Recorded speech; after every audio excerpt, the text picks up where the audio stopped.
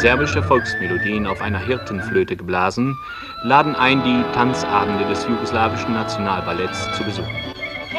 Mazedonien, Kroatien, Dalmatien, die Herzegowina und Serbien haben in der dörflichen Isolation den Kolo, den Tanz, in seiner ursprünglichen Form bis auf den heutigen Tag erhalten.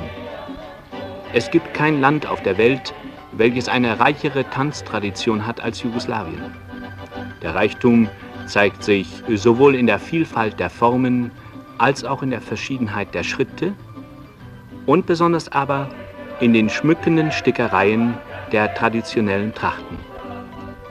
Das sind Tänze aus Slowenien und Kroatien, die im Pfalztheater in Kaiserslautern getanzt wurden.